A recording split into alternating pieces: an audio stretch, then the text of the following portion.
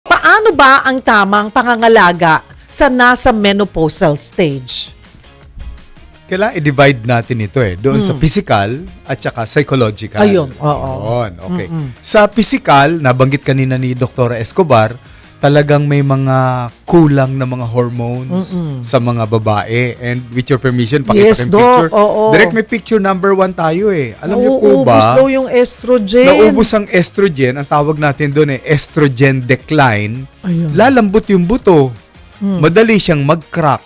Kaya yung mga nadudula sa toilet, kapag nag-break ang kanilang pigi, ay delikado. So, the treatment there is, sabi nga ni doktora, to give estradiol o kaya yung combination ng estradiol at saka progestin. Ngayon, yung dito sa slide na to, makikita nyo, may psychological changes. Hindi na po nakakahiya na tayo ay nagpapakonsulta sa isang psychologist para mabibigyan po ng payo yung mag-asawa.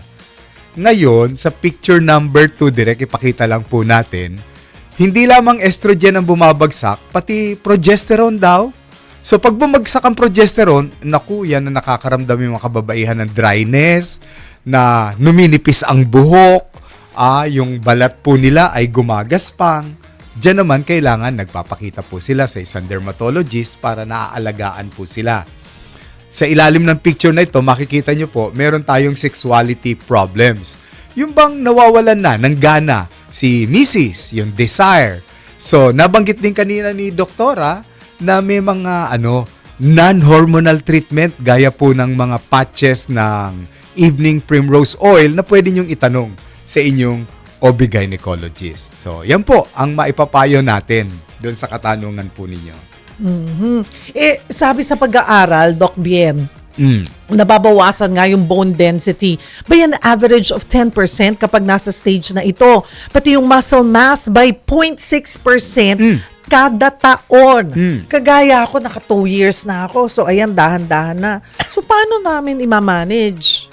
Okay. Mayroon din tayong picture for that. Yung picture number 3 naman, direct. Alam nyo, nagulat din ako Well, hindi naman gulat na gulat, pero alam na natin itong dati.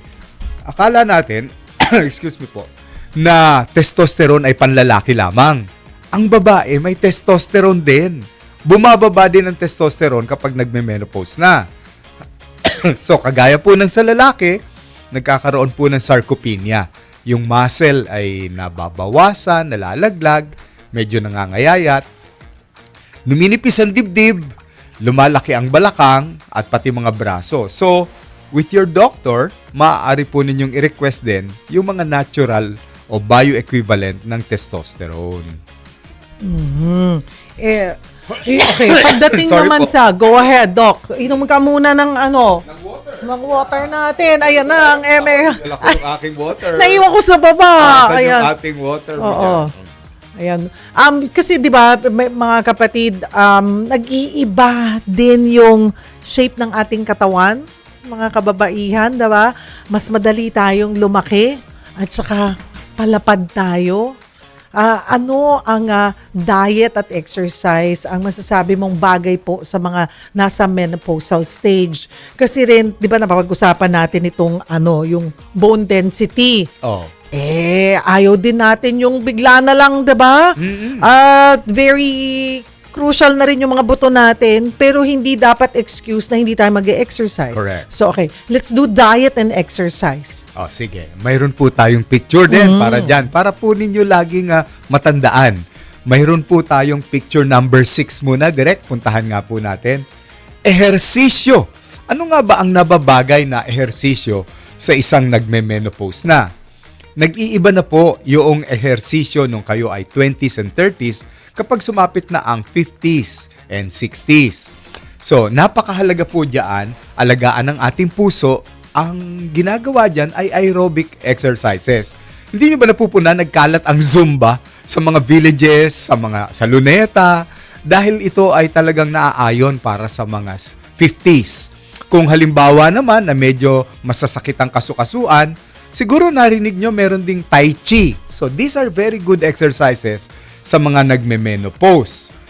Pero hindi po sapat yun. Kailangan palalakasin pa rin natin ang mga joints natin. And the way to do that is exercises with light weights. Sana hindi kayo nagulat, no?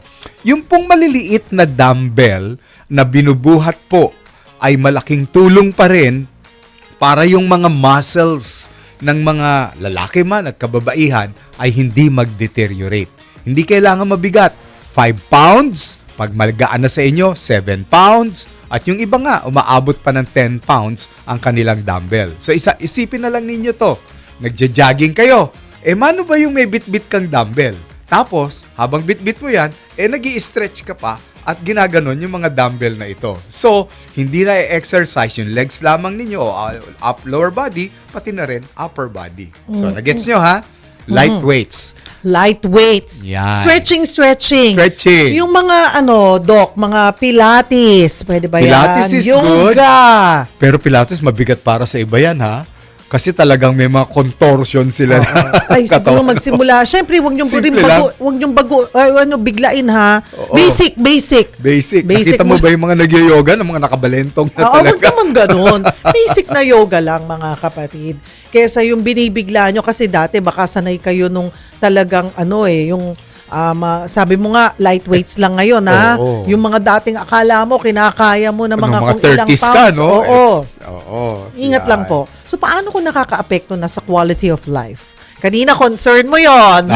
Sabi mo, dapat din ina-acknowledge nating mga kababaihan yun, ha? Na nagsasuffer din si partner, si mister, yung quality of life dito sa mga nagme-menopause na. Ano pong may papayo nyo, Doc? Okay, meron tayong tinatawag na coping mechanism. Direct, may picture po tayong picture number 5. When we say coping mechanism, ano yung mga pwedeng solusyon? Dahil iba-iba nga ang nararamdaman. Bukod dun sa init na init po sila ha.